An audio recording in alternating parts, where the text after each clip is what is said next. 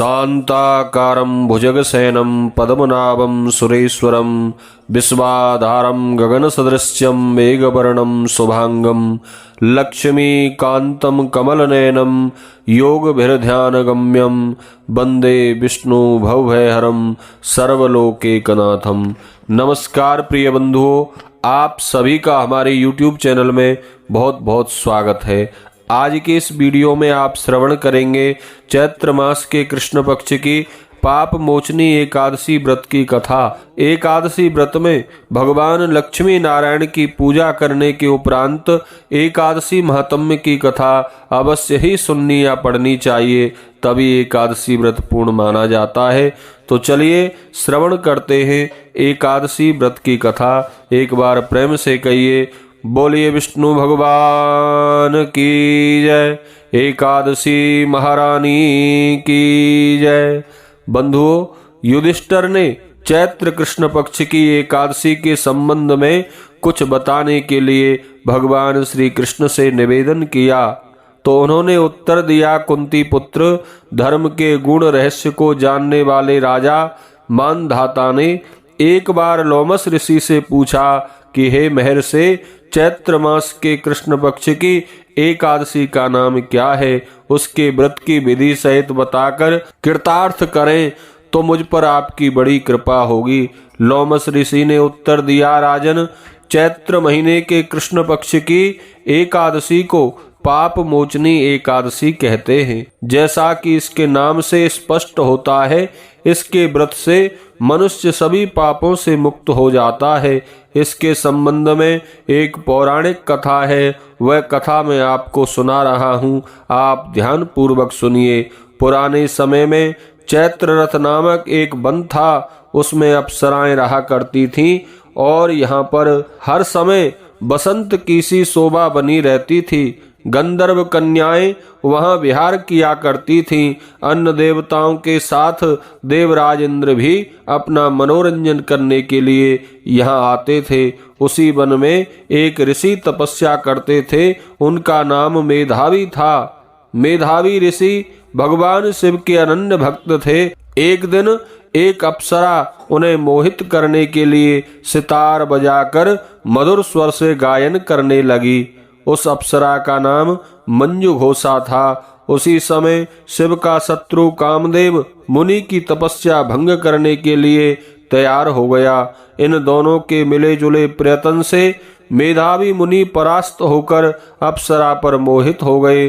तभी मंजू घोषा उनके पास आई और बीड़ा नीचे रखकर मुनि को बाहुपास में ले लिया। मुनि भी उसके साथ काम क्रीड़ा करने लगे। इस प्रक्रिया के वशीभूत होकर उन्हें दिन और रात का भी ज्ञान नहीं रहा। इस प्रकार मुनियों के सदाचार को भूलकर अप्सरा के साथ काम क्रीड़ा करते हुए बहुत दिन बीत गए। तब एक दिन मंजू घोषा को देवलोक जाने की इच्छा हुई, तो उसने मुनि मेधावी से कहा, ब्राह्मण, अब मुझे अपने स्थान पर जाने की आज्ञा दीजिए। मुनि बोले, सुंदरी, अभी समय ही कितना हुआ है, अभी कुछ और समय तक यहीं ठहरो। मंजू घोषा बोली, आप कहते हैं कि कितना समय हुआ है? तनिक सोच कर देखिए, आपके पास आए मुझे कितना लंबा समय व्यतीत हो चुका है, अब और अधिक समय तक ठहरना उचित नहीं है। मंजू घोषा की बात सुनकर मुनि ने गंभीरता पूर्वक विचार किया, तो उन्हें पता चला कि इस अप्सरा के साथ विहार करते हुए 57 वर्ष बीत चुके हैं। यह ज्ञात होते ही उन्हें पश्चाताप होने लगा कि इस भोग विलास में कितना बड़ा समय व्यर्थ हो गया। इस पर उन्हें क्रोध आया और क्रोधित होते हुए अपने तप को नष्ट करने वाली उस अप्सरा को देखते हुए उनकी भौहें तन गईं। इस क्रोध के आवेग में उनके होठ कांपने लगे और उन्होंने मंजू घोषा को शाप दे डाला, दुष्टे, तूने मेरा तप नष्ट कर दिया। अब मैं तुझे शाप देता हूँ कि तू पिशाचनी हो जा। मुनि के शाप से मंजू घोषा पिशाचनी हो गई। तब घबराकर दुखी होती हुई मुनि से कहने लगी, हे मुने, क्रोध में आकर आपने मुझे श्राप तो दे दिया है, पर कृपा करके क्रोध को शांत करके मुझे इस शाप से उबारिए। आप श्रेष्ठ तपस्वी हैं और आपके साथ मैंने बहुत वर्ष गुजारे हैं।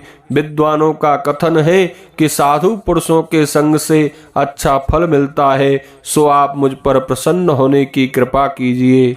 मंजू घोषा के इस कथन से मुनि शांत हो गए। उन्होंने उस पिशाचनी से कहा, अप्सरे तूने मेरे साथ अच्छा नहीं किया, फिर भी मैं साप से छुटकारा पाने का एक उपाय बतला रहा हूँ। चैत्र महीने के कृष्ण पक्ष की जो एकादशी है उसे पाप मोचनी एकादशी कहते हैं। उस एकादशी का व्रत करने से तुझे इस पिशाचनी योनि से छुटकारा मिल जाएगा। यह कहकर मुनि ने पाप मोचनी एकादशी व्रत की पूरी विधि उसे समझा दी। अप्सरा को उपाय बताकर मेधावी मुनि अपने पिता च्यवन ऋषि के आश्रम पर पहुंचे। अपने पुत्र को देखकर उन्होंने कहा, मेधाविन तूने क्या कर डाला, तेरी सभी तपस्या नष्ट हो गई। मेधावी शर्मिंदा होते हुए बोले, पिताजी मुझसे भयंकर पाप हो गया है, अब कृपा करके इस पाप से मुक्त होने का उपाय बतलाइए। पिता ने कहा, पुत्र तुम चैत्र महीने के कृष्ण पक्ष की पाप मोचनी एकादशी का व्रत विधि पूर्वक भक्ति के साथ करो, इससे तुम्हारे पापों का नाश हो जाएगा। पिता के निर्देश अनुसार मेधावी ने पाप मोचनी एकादशी का व्रत बड़ी श्रद्धा और भक्ति के साथ विधि विधान से किया। इसके फल के प्रभाव से उसके सब पाप दूर हो गए। मंजू घोषा ने भी इस व्रत को किया और इसके फल के प्रभाव से उसकी पिशाचनी देह समाप्त हो गई।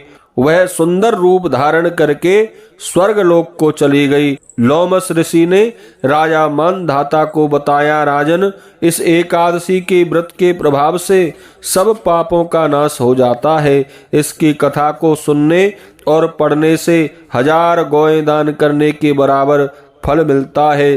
ब्रह्म हत्या, स्वर्ण की चोरी, मद्यपान, अगम्य स्त्री के साथ गमन आदि से लग जाने वाले सभी पाप इस एकादशी व्रत से नष्ट हो जाते हैं और व्रत करने वाला बैकुंठ धाम को चला जाता है।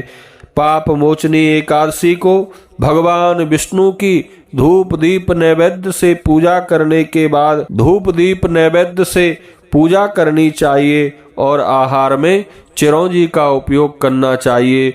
बोलिए एकादशी महारानी की जय।